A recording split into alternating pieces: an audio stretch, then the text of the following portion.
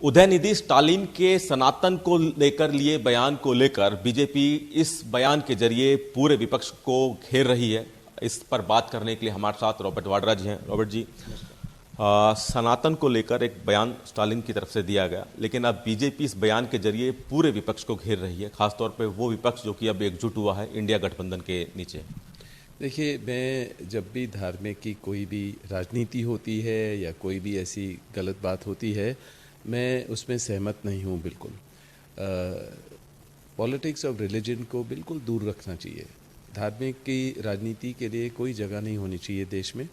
हमारे देश में इतनी आबादी इतनी ज़्यादा है, हमारा इतना डाइवर्स कल्चर है, हेरिटेज है इतने समय से, और हमें सबको एकजुट होकर चलना चाहिए, उनको एक्सेप्ट करना चाहिए कि उनके अलग अलग फेथ है, उनके अलग बिलीफ हैं। जब भी वो मुश्किल में पड़ते हैं, चाहे कोई भी सरकार है, तो लोग अपने भगवान को याद करते हैं, अपने अंदरूनी उनकी शांति भगवान के, या कोई मंदिर जाते हैं या मस्जिद जाते हैं या गुरुद्वारे जाते हैं। तो जहाँ भी उनको सुख शांति मिलती है, जो कोई भी सरकार दे ना पाए, तो वो अपने भगवान को याद करते हैं। तो मुझे यही लगता है कि हमें सेक्युलर रहना चाहिए, कम्युनल इशू को बढ़ाना नहीं चाहिए।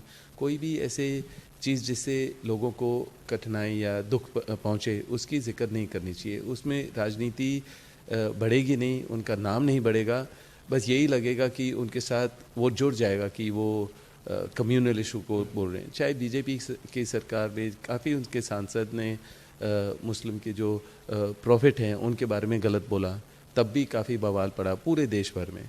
और उस समय भी मेरे ख्याल से ना प्रधानमंत्री ने या किसी ने भी उनको टोका। और राजनीति में धार्मिक की चीज़ें नहीं होनी चाहिए। मैं खुद अपना धार्मिक दौरा करता हूँ पूरे देश भर में, हर कोने में मेरे को बुलाया जाता है। चाहे गुजरात में हमारी सरकार ना है, पर अभी वडोदरा में मुझे बुलाया गया है, जो गणेश चतुर्थी की आरती होगी उसके लिए बुलाया गया है। और मैं देश भर में पूरा धार्मिक दौरा करता हूँ, चाहे उज्जैन है या कहीं भी है, और सब मुझे वहाँ पहचानते हैं। और खाली अपने पूरे देश में सुख शांति बने रहे, अपने परिवार के लिए, उनकी सुरक्षा के लिए, हर चीज़ के लिए मैं जाता हूँ वहाँ, मतलब बात करता हूँ। तो मेरा यही सोच है। मतलब राजनीति में धर्म नहीं होना चाहिए, राजनीति में जनता के काम, जो अक्सर कहा जाता है कि जिसके लिए वोट मांगते हैं, वो होने चाहिए। बिल्कुल।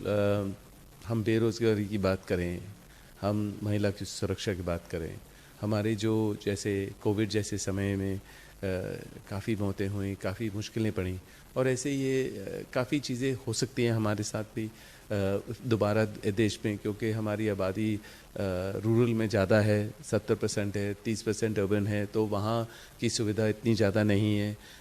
तो अस्पतालों की बात करनी चाहिए और अलग अलग चीज़ें की बात करनी चाहिए, जिससे देश की प्रगति हो। और धार्मिक चीज़ों से खाली देश टूटेगा। और जब भी हमारा देश सिक्योर और इकट्ठे नहीं है, तो बॉर्डर में जितने भी देश हैं उसका फ़ायदा उठाते हैं। तो हाँ जी सर, एक सवाल कि आपने कहा कि देश सिक्योर नहीं है। अगर हम बात करें कि विपक्षी दल एकजुट हुआ है और नाम रखा है INDIA इंडिया, तो कहीं ना कहीं अब इस इंडिया, जो कि देश का नाम भी जाना जाता है, अब उसको भारत के नाम से बीजेपी चाहती है कि जाना जाए। प्रेसिडेंट ऑफ इंडिया की जगह प्रेसिडेंट ऑफ भारत लिखा गया, G20 में भारत लिखा गया। इसको किस तरह से देखते हैं? देखिए, मैं हैरान नहीं हूँ कि बीजेपी की सरकार ने इंडिया जो गठबंधन बना है, कि उनका इंडिया शाइनिंग नाम ज़्यादा ना हो, तो वो हर चीज़ को भारत का महत्व दे रहे हैं कि भारत का चाहे कोई इंस्टीट्यूशन हो या हर जगह में भारत का नाम ज़्यादा हो। पर भारत देश की बात नहीं कर रहे हैं, वो भारत अपने मुद्दे को आगे बढ़ा रहे हैं कि बस भारत का जो टाइटल है वो आगे उनके साथ जुड़े और देश उसको पहचाने। पर ये जो छोटी छोटी ऐसे जो बातें करते हैं ना, जिसमें वो किसी रोड का नाम बदलें, किसी इंस्टीट्यूट का नाम बदलें और कोई एयरपोर्ट का नाम बदलें, तो क्या होता है, ये काफ़ी समय से बीजेपी करती आ रही है। तो हम हैरान नहीं हैं कि उन्होंने जैसे ही इंडिया गठबंधन बना है कि उन्होंने भारत के ऊपर ज़्यादा महत्व रखा, जोर रखा कि हर जगह बदलनी चाहिए। पर मुझे नहीं लग रहा है कि कितनी जगह वो उस टाइटल को बदल पाएंगे। नुकसान बहुत होगा, खर्चे बहुत होंगे। और भारत जोड़ो जो राहुल ने शुरू किया था उसको तो बदल नहीं पाएंगे। लोग जुड़ रहे हैं राहुल के साथ, भारत जोड़ो के मुद्दे, मतलब जो टाइटल है उससे, या जो मेहनत करेगा वो मेहनत आगे आती है। जो ये टाइटल वगैरह उसका कोई, आपने बात कही कि कहाँ कहाँ बदलेंगे, और बात भी ठीक है। अंतर्राष्ट्रीय स्तर पे इंडिया जाना चाहता है, नोट पर रिजर्व बैंक ऑफ इंडिया लिखा होता है, और सरकार के भी बहुत से प्रोग्राम हैं जिसमें इंडिया स्किल इंडिया और खेलो इंडिया जैसे प्रोग्राम हैं, और वाकई में कहाँ कहाँ बदलेंगे कि ये सवाल उठता है। बिल्कुल। तो आप देखेंगे, हम एक तरफ बताते हैं कि हम चांद तक पहुंच गए हैं और इंडिया का नाम आगे करते हैं, पर अब उसी में उनको मुश्किल पड़ रही है कि नहीं, भारत भारत भारत। बीजेपी कह रही है कि भारत पुराना नाम है, शुरू से ही भारत जाना जाता है। पर कभी भी उन्होंने सोचा नहीं था इसके बारे में, कभी भी उसके ऊपर जोर नहीं डाला था कि ये जो नाम है वो भारत हमारे देश का नाम की बात नहीं कर रहे। वो भारत अपने सोच की बात की कर रहे हैं कि हर चीज़ में जो उनको लग रहा है कि ये जो विपक्ष एकजुट हुए हैं कि उन्होंने जो टाइटल रखा है उसी टाइटल का जवाब दे रहे हैं। वो भारत देश डर रहे हैं विपक्ष की एकजुटता से?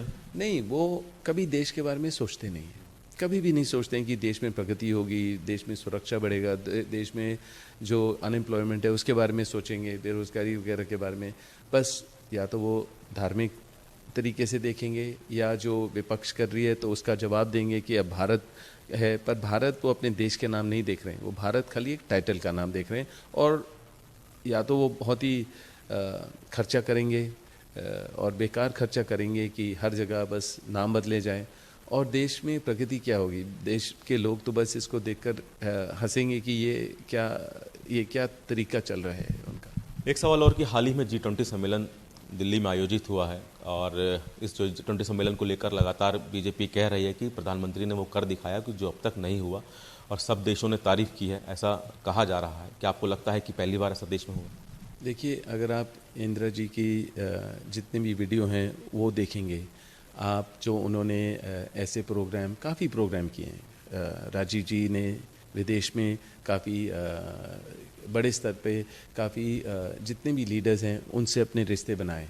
इंदिरा जी ने ऐसे रिश्ते बनाए, कांग्रेस के हर लीडर ने ऐसे प्रोग्राम रखे हैं और रिश्ते बनाए हैं जो आज तक हमें मदद देते हैं। आज तक वो गांधी परिवार को याद करते हैं और गांधी परिवार की मेहनत को याद करते हैं, और बहुत बड़े स्तर पर ये सारे पहले चीज़ें हो चुकी हैं।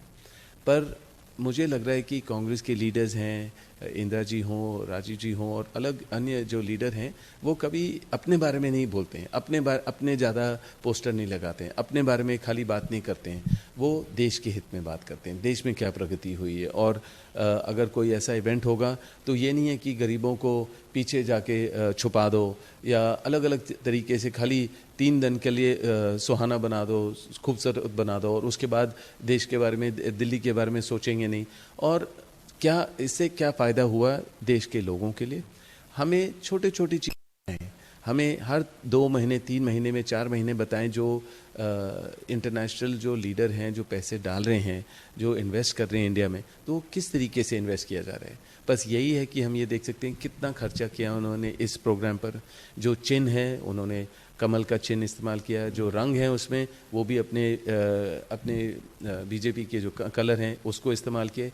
और बीजेपी आज अगर प्रधानमंत्री हैं एक देश के जिसकी आबादी सबसे ज़्यादा है, और आप अपने कार्यालय में जाके बोल रहे हैं कि आपकी कितना बड़ा प्रोग्राम हुआ, कितना अच्छा प्रोग्राम हुआ, तो उससे देश को क्या मिल रहा है? खाली अपनी पार्टी की बात कर रहे हैं, अपने कार्यकर्ताओं के कर रहे हैं। आप देश के लिए, आप देश के प्रधानमंत्री हैं, देश के हित में बोलिए, देश के लिए क्या होगा, G20 से क्या होगा। और ऐसी ये चीज़ नहीं है कि ये पहली बारी हुई है और बहुत बड़ी चीज़ कर दी है। बहुत बड़ी चीज़ ये थी, खाली हमें यही दिखाई दिए पोस्टर मोदी जी के, और हर चीज़ मोदी जी, और अभी ये उनका प्रचार का एक तरीका है, बस और कुछ नहीं है। रॉबर्ट जी, एक आखिरी सवाल और थोड़ा सा हल्का सवाल कि लगातार हर कोई ये कहता है कि राजनीति में रॉबर्ट वाड्रा कब आएंगे। अप्रत्यक्ष रूप से ज़रूर मदद करते हैं, प्रत्यक्ष रूप से क्योंकि अगले साल लोकसभा चुनाव है। क्या ऐसा कुछ है भविष्य में? देखिए, पुकार तो बहुत समय से आ रही है, हर क्षेत्र से आ रही है, इंडिया की, भारत की। और मैं ये बोलूँगा कि जब मुझे लगेगा कि, और जब मुझे ये है मेरी एक पुकार कि जब प्रियंका सांसद बनेंगी और संसद में होंगी, तब मुझे लगेगा कि मेरा समय है कि तब मुझे आना चाहिए। और खाली अपने परिवार की वजह से नहीं, मैं अपनी मेहनत से आना चाह रहा हूँ।